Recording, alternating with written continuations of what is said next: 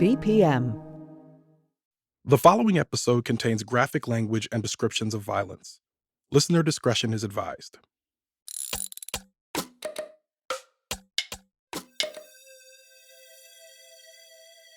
On June 2nd, 1904, a white businessman living in Houston set off to work between 6 and 7 a.m. Normally, he'd leave later and take the Houston Electric streetcar, but a worker strike meant that the streetcars weren't running, and he was forced to make other plans. I live away in the South End, and having neither a horse nor carriage, was forced to foot it to town. As the man made his way to the business district, the streets and sidewalks became increasingly choked with commuters on foot. The man likely added to the chorus of bothered grumbles, getting louder as the sun rose and the heat intensified. Unaccustomed to that kind of hike, and with a long way to go, he looked for relief. A conveyance came along driven by a Negro, and I asked him for a lift. Looking at me and grinning, he said, "Boss, I'm obliged to refuse you the favor. The city council won't let the white folks and black folks ride together." And with that, he drove on. The driver's ride nope spoke volumes. A new law in Houston had segregated public transportation for almost a year. City council wanted to draw and uphold the color line to keep white people from the social inconvenience of riding side by side with black Houstonians on their commutes. But now this white businessman was inconvenienced by a worker strike and was asking a black driver for a lift. In response to the unjust law, most black Houstonians avoided streetcars altogether. The boycott lasted so long and had such an impact that it was reported as far away as Maryland in the Baltimore Sun. The Negroes of Houston have boycotted the streetcars here since the Jim Crow cars, separating the races, began to run. They have organized and are fighting the innovation with all their might. Black hack drivers use wagons and carriages to ferry the city's black business and working people to and from work and about their daily affairs, even lowering their fares to support the cause of boycotting public transportation. One Negro church is reported by one of its members to have contributed nearly $300 to the movement, which is to be spent in maintaining a hack transportation system for the accommodation of Negroes. And the community was adamant that people fall in line with the boycott. It is reported that the Negro churches have threatened their members with expulsion if they ventured to ride upon the cars of the Houston Electric Company, and that many secret societies threaten their members with expulsion also if they patronize the streetcars. In some cases, Negro washerwomen have gone on strike in order to induce their white patrons to advocate a change in the car system. Black people in Houston's 4th Ward, who usually rode the San Felipe streetcar line, took the boycott to the next level. During the day, they jeered at the few black passengers who still used the service, mocking them for riding in the bobtail of the car. A black woman was arrested and fined early on for throwing stones at the passing San Felipe line. The conductors reported that the cars were stoned on every trip. The car was always stopped and every effort made to ascertain who the guilty parties were, but without avail. While the Negroes stood around and jeered, all denied any knowledge of who had thrown the stones, stating that they had not seen anyone do it. When white Houstonians realized that their own business interests were being interrupted, they questioned why black Houstonians would give one another rides, but exclude white patrons. Black Houstonians answered with actions, not words. The Negroes are silent when questioned, saying that they are attending strictly to their own business and the white people can attend to theirs. The Negroes seemed to enjoy the predicament of the whites hugely, and many of their conveyances could be seen driving around the streets with the space in the rear some 2 feet in length blocked off by a piece of cardboard bearing the legend, "For whites only." Southern streetcar companies like Houston Electric initially opposed the segregation ordinance, but their bottom lines were no match for the color line's popularity with the white majority, who rolled their eyes at the protests in the local press. There was much comment among the white people as to how long the Negroes would keep up the boycott. It being the consensus of opinion that within the next few days they will realize that a separation of the races on the streetcars is a fact, and that then they will gradually patronize the service. That prediction was wrong. This is Seizing Freedom.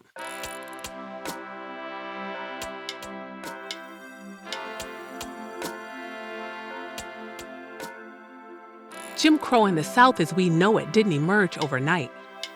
White people had to figure out an architectural design to legally force Black people, who had had their time in freedom's sun, back to their rightful place at the bottom of American life. A key part of that plan was to physically separate races, to design a world bound by walls and screens, or arbitrary invisible lines on sidewalks and streetcars, forcing white and Black people to move through space differently so that they wouldn't have to interact with one another on equal terms. In this episode, how a segregated society was built brick by brick, streetcar by streetcar, town by town, and state by state after a Supreme Court decision, and how race men and women, those Black people combating white supremacy at every turn, tried to fight back.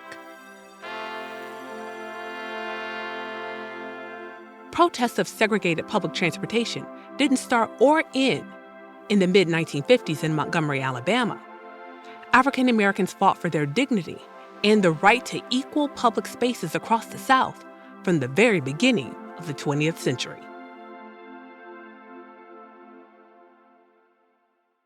By the winter of 1903, Black Houstonians had been resisting the spirit and violence of segregation for 8 months. There was no sign of letting up, and they were not alone. They were part of a huge movement of Black Southerners protesting streetcar segregation. Between 1900 and 1910, in more than 24 cities, from Mobile to Savannah, from Jacksonville to Richmond, African Americans tried to stem the tide of their exclusion from public life by taking the fight to the streets and streetcars.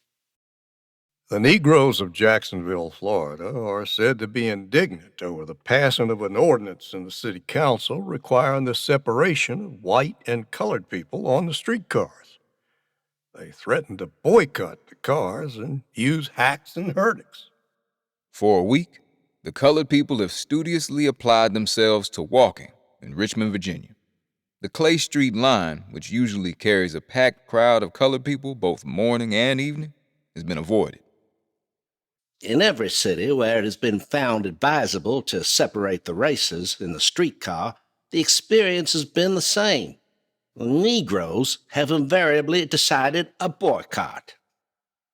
One thing was clear, the Houston Post reported.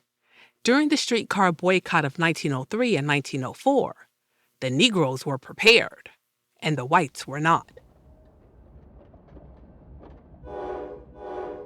Before streetcars, there was segregation and protests on railroads.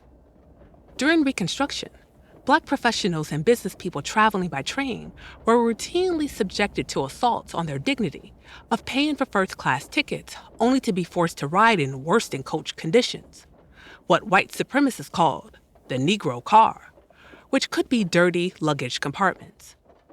If they objected to dismissals of their personhood or their exclusion from first-class car seats they purchased, white conductors and passengers retaliated with brutal force. That's what happened to a 20-year-old Ida B. Wells in 1883.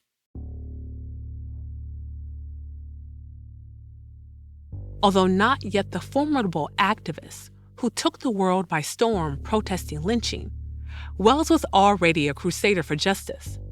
At the time, she was a teacher, living in Memphis and earning $30 a month. That kind of income meant she could afford first-class accommodations, and her steady job gave her the leisure time to visit parks, libraries, the opera, and coffee houses, all the new places where the color line was being drawn. When Wells boarded a train in Memphis, there was no person on the seat with me, and I was the only colored person in that car. A mile or so from Memphis, the conductor came collecting tickets. He took mine, looked at me, and returned it to me, saying he could not accept it in that car. He said that I would have to go to the coach in front, that I was in the wrong car. To this, I replied that I would not ride in the forward car, that I had a ticket for my seat and intended to keep it. He said to me that he would treat me like a lady, but that I must go into the other car, and I replied that if he wished to treat me like a lady, he would leave me alone. He then took hold of me to carry me to the other car. I resisted him, holding on to my seat, when he called for help, and 2 white passengers helped him to carry me out. I resisted all the time and never consented to go. My dress was torn in the struggle. One sleeve of my dress was almost torn off. Everybody in the car seemed to sympathize with the conductor and were against me.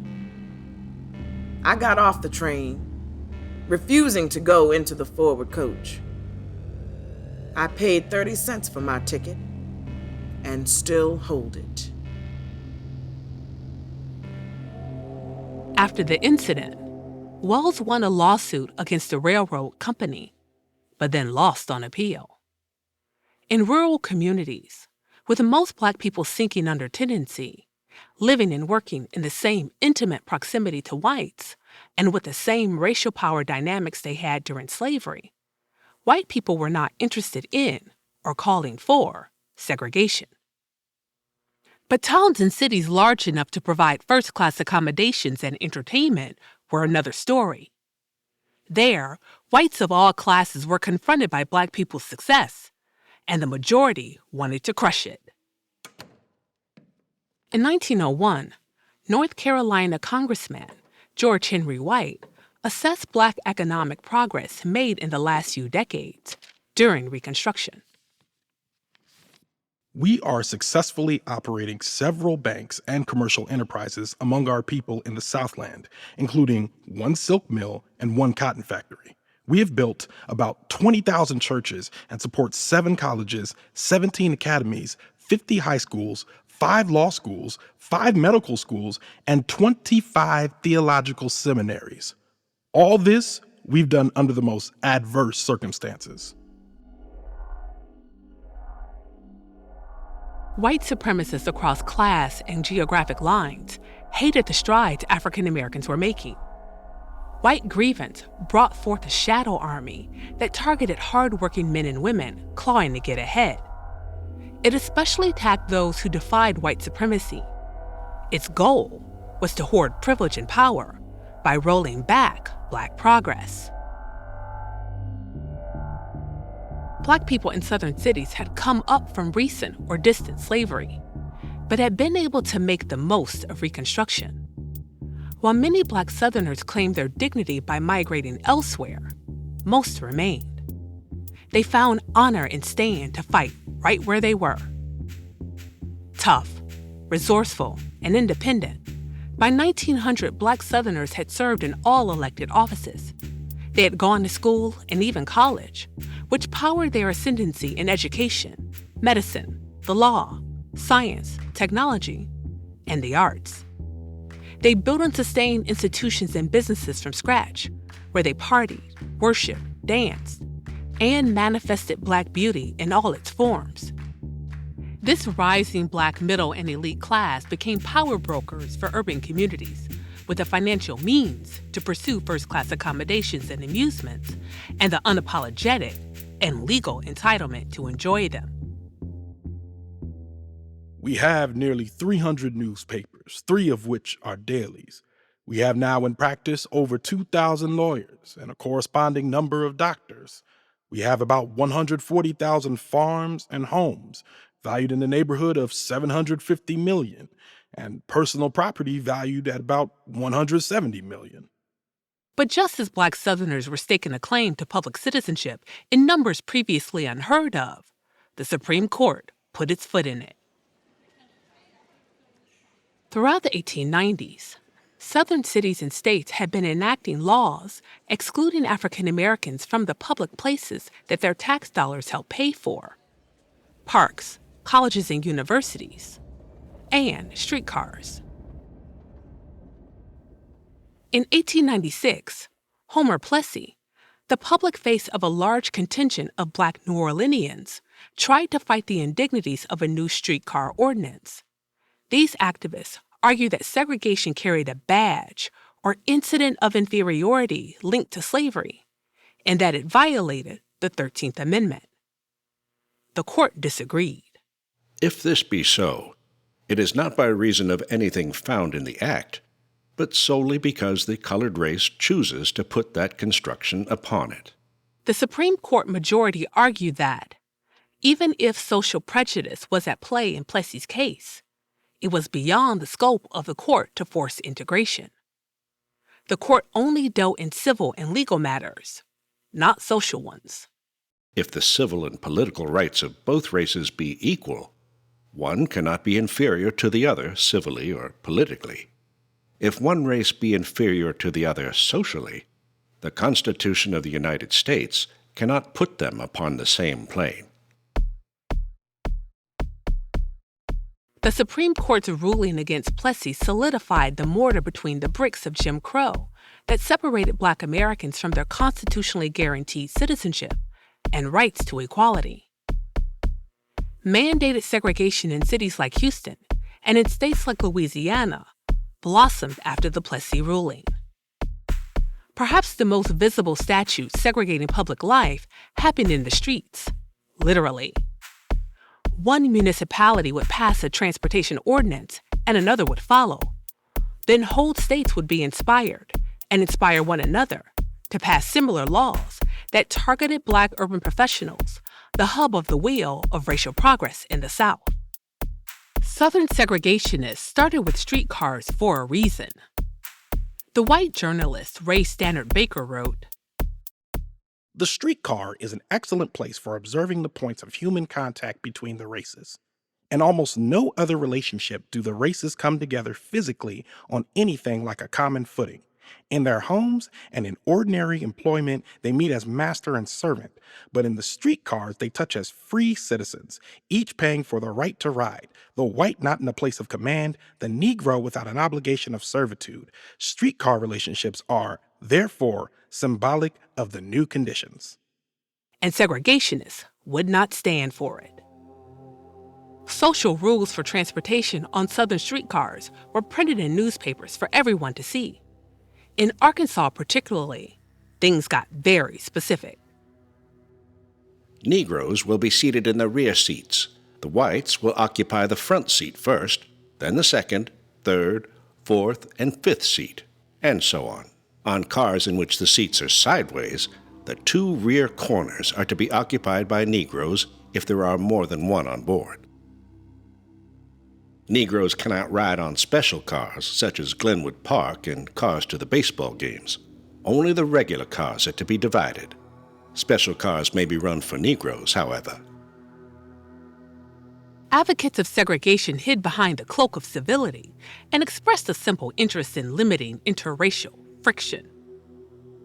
But white newspapers and lawmakers didn't acknowledge the reality that white people, who demanded that Black people cave to the law and give up their rights, were usually the antagonists. Friction emerged when seats filled and white riders found themselves sitting next to their social equals, and sometimes their betters, Black business and working people. Or when whites were forced to stand in cars filled with Black riders who boarded before them, and who continued to remain seated, minding their business. One newspaper reported that, before Jacksonville's 1905 segregation ordinance went into effect, a conductor physically threw a young Black woman off a streetcar after she refused to give up her seat to a white woman who boarded after she did. Being in a delicate condition, the young colored lady died about 2 weeks afterward. No action has been taken in the case. The white passenger sat in the comfort white supremacy afforded her, while the Black woman died from her injuries.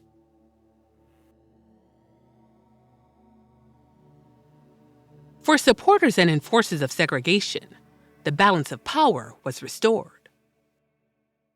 Since the boycott, the daily papers here are trying to coax Afro-Americans back on the cars by showing that the separation of the races on streetcars is as troublesome to the whites as to the blacks. But no such shuffling imposes upon the Afro-Americans here. Black Southerners saw beneath the veneer. They knew that segregated cars were supposed to eliminate white anxiety and discomfort and give white people exclusive rights to public space. But between lynching and a rash of disfranchisement laws, aspiring black men were being removed from political office, clearing the way for white legislative dominance. In 1901, at the beginning of the streetcar movement, George Henry White was the last remaining African-American member of Congress until 1929. In his last speech before the House, he said, "This is perhaps the Negro's temporary farewell to the American Congress. But let me say, Phoenix-like, he will rise up someday and come again. These parting words are on behalf of an outraged, heartbroken, bruised, and bleeding but God-fearing people, faithful, industrious, loyal people, rising people, full of potential force." To rise, African Americans would have to resort to other means of protest outside the courts and Congress.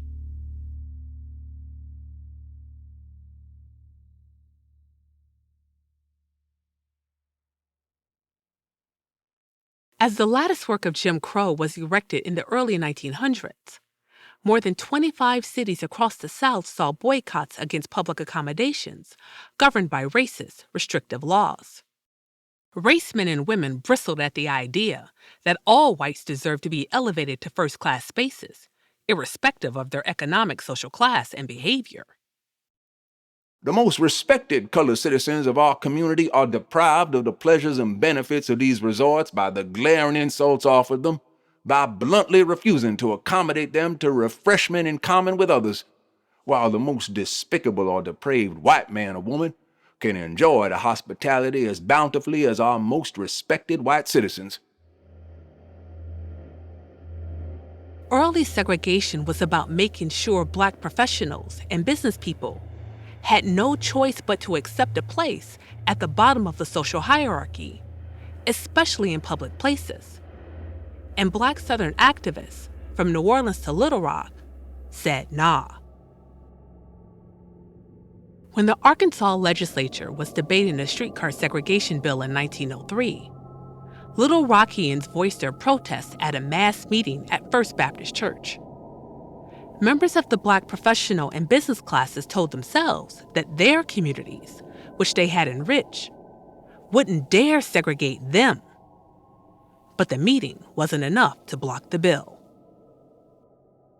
An old woman of the gradually growing extinct before the war Mammy class boarded the car. She went near the front and took a seat. The conductor told her she would have to move to the rear seat and explain the new law. She opened her eyes wide and refused to move, saying, "Go along, Mr. Conductor. I was born among white folks, raised with them, and still live with them. And I'm going to ride in the car with them. I'm going to sit just where I please in this here car." She could not be induced to move until a threat of police was made. Indignant black Southerners might have felt a moral responsibility to disobey unjust laws. Disfranchisement stripped them of the political power they needed to reverse injustice. And they knew lynching and massacres were the real power behind the niceties of the law. Voice of the 20th Century, a black university newspaper on the north end of town, advised, "Never mind about framing resolutions or arguing the merits or demerits of this affair with anyone. Let no one get on the cars and attempt to undo what the legislature of the great state of Arkansas has done." Individual black protests on streetcars, editors knew, were more likely to end in expensive and violent arrests and killings for those who exercised self-defense, which might set off white rampages and massacres. This law was intended to humiliate Negroes, and every time a Negro man, woman, or child goes to the back or right on the cars while this iniquitous law is enforced, the Negro is humiliated. Simply stay off the cars. Stay off the cars. Boycotts were a conservative but tactical form of protest. Their hope was that boycotts would lead to financial burdens for streetcar company owners, who would then use their influence to pressure legislators to change the law. Most Black men in the South were being rapidly disfranchised. Poll taxes, property requirements, literacy tests, and threats of violence kept them away from the ballot and political office. So Black people's protests carried social weight, but little political weight. But that didn't stop activists from trying. Black Little Rock residents have organized a We Walk League, of which the porter at a Fifth Street saloon is president. At a recent meeting, there is said to have been a resolution adopted, providing that any member found riding on the streetcar should be fined a stated sum, and each ride to constitute a separate offense. That a porter, who worked at a saloon, was the president of the We Walk League, reveals the particularly urban nature of streetcar protests. Working people who often had jobs on the other side of town from their homes, mail carriers, domestic workers, porters, used streetcars to travel and represented a good portion of those walking during boycotts. On the one hand, the boycotts in Arkansas worked. The efforts of the We Walk League in Little Rock had a domino effect. Black people in Pine Bluff and Hot Springs boycotted too. Streetcar operators observed a 90% drop in Black ridership across the three cities. Car companies soon groaned under the financial losses from boycotts, which saw reductions of Black riders on just one line from 60 to 5%. But refusing to bow to Jim Crow legislation was a choice only the privileged few could make for long. When forced to choose between gainful employment and giving white supremacist policies a good fight, most Black people erred on the side of making ends meet. While the Black populations in southern cities were large and growing, the professional and business class only represented a small percentage of streetcar ridership in Arkansas. Streetcar companies, under the management of white men like Trawick, decided to ride the boycotts out. We expected that the Negroes boycott us at first, but in a week, they'll be riding again. Streetcar companies were feeling the protests in their pockets, but segregationists in Southern legislatures were unmoved. They stood fast, and the law stuck. Black Little Rockians kept up their protests for several weeks, from May 27th to sometime in late July of 1903. While the We Walk League never publicly announced its defeat, Black Arkansans gradually started riding streetcars again.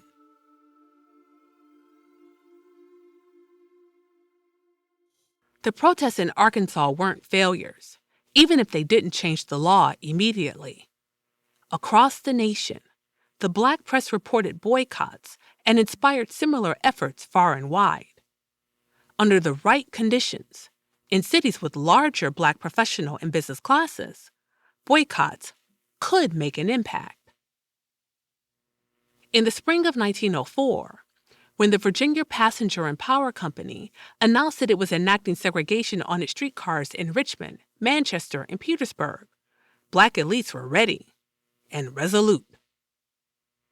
At a mass meeting that included John Mitchell Jr., editor of the Richmond Planet, bankers, lawyers, businessmen, and college professors voted to do all in their power to promote peace and avoid any clash or disorder on the streetcars. It was decided that the best way to do this would be to walk and stay off the Virginia Passenger and Power Company's cars. Other local elites took the stage and added their voices. A Mr. W. W. Fields recommended saltwater baths for feet to readapt them to the habit of walking so much.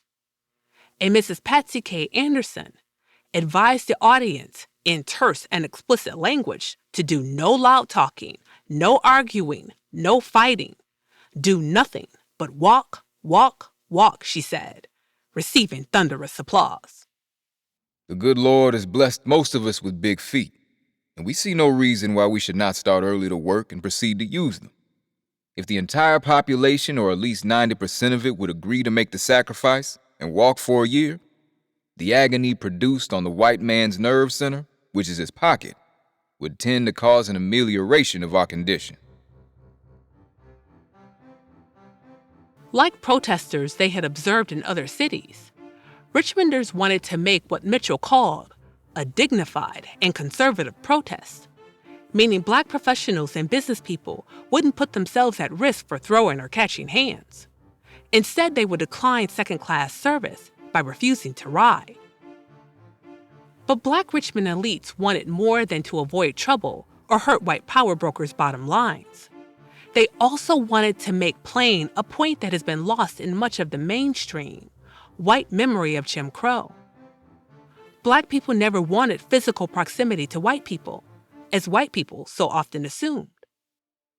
Banker Maggie L. Walker wrote in her paper, the St. Luke Herald, that the streetcar ordinance should technically go even further.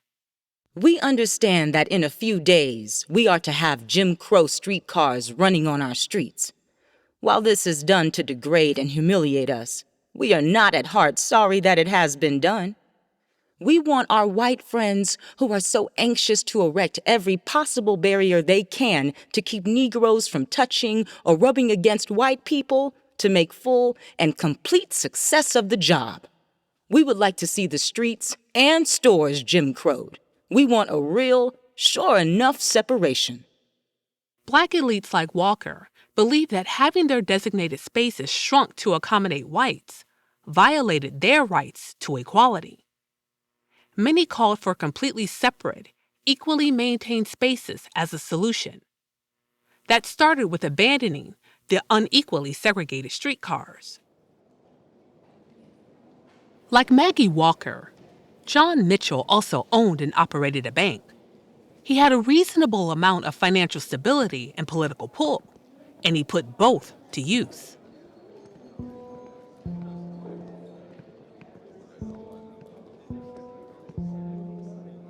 Mitchell and 3 other bank presidents pledged their financial support for individuals and organizations willing to provide alternative transportation to Black protesters across town. Individual action, backed by a collective of elite Black businessmen and women, made Richmond's efforts more successful than places like Arkansas. Between 80 to 90% of the colored people who have used the streetcars are now walking.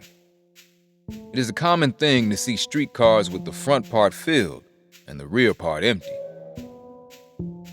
Some colored people who pop their pride out of respect for their feelings insist upon standing up on the platforms, as there is no discrimination there, and they only move inside when they receive positive orders from the conductors. On April 30th, 1904, the Richmond Planet claimed a victory. With its larger, Black middle and professional classes, along with sister boycotts and competing transit services in Norfolk and Portsmouth, the state's Black elite delivered a strong enough blow to drive Virginia Passenger and Power out of business.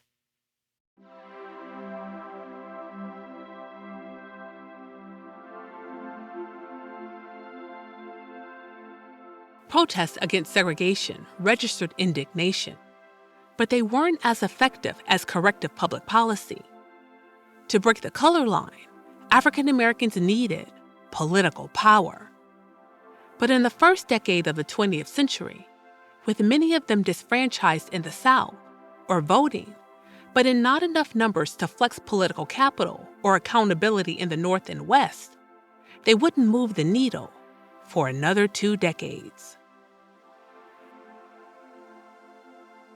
So most early streetcar boycotts failed to reverse the tide, ending within weeks or months of starting. Working and middle-class African Americans returned to the streetcars and lived to fight another day. Unfortunately, it was going to take another 60 years for the nation's courts to change segregation laws. To agree with Justice John Marshall Harlan, who wrote the Plessy ruling dissent. Our Constitution is colorblind and neither knows nor tolerates classes among citizens. In respect of civil rights, all citizens are equal before the law. The humblest is the peer of the most powerful. The law regards man as man and takes no account of his surroundings or of his color when his civil rights are involved. The arbitrary separation of citizens on the basis of race, while they are on a public highway, is a badge of servitude wholly inconsistent with the civil freedom and the equality before the law established by the Constitution. It cannot be justified upon any legal grounds. Until then, boycott seemed the best alternative. What early activists didn't know is that they were only at the beginning of the fight ahead of them. Segregation would sweep over entire categories of employment, schools, neighborhoods, leisure spaces, hospitals, and workplaces. But their sustained protests would keep Black people's freedom-taking spirits alive in the decades to come.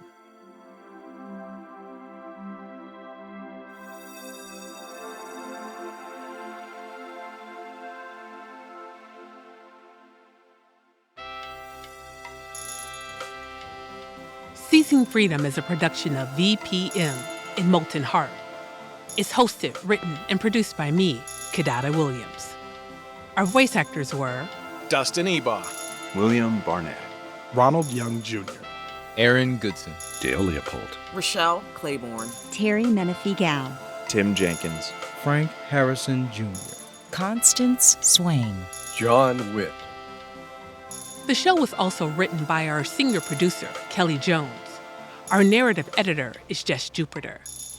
Casting and additional production from Ronald Young Jr. and Oh It's Big Ron Studios. Music, sound design, mastering, and theme by James T. Green of Molten Heart. Show and episode art by Lynn Lucian. Narrative excerpts were sourced from The Richmond Planet, The Houston Post, The Times Democrat, The Crawley Post-Signal, The Voice of the 20th Century, The New York Age, The Broad Axe, The Nashville Globe, The Arkansas Gazette, The Arkansas Democrat, The Fort Smith Times, The Mobile Daily Register, The Montgomery Advertiser, The New Orleans Louisianan, and The Baltimore Sun. You can find links to these resources and more information about the show at seizingfreedom.com. Special thanks to August Meyer and Elliot Rudwick, Blair Kelly, Thavolia Glimpf, John Graves, Tiffany Patterson, Shanette Garrett Scott, Sharice Branch Jones, Robin D.G. Kelly, Coretha Mitchell, Stephanie Fulglar, Neil McMillan, and all the historians, archivists, librarians, transcribers, and curators whose work made this episode possible. I'm Dr. Kidada Williams. Thanks for listening.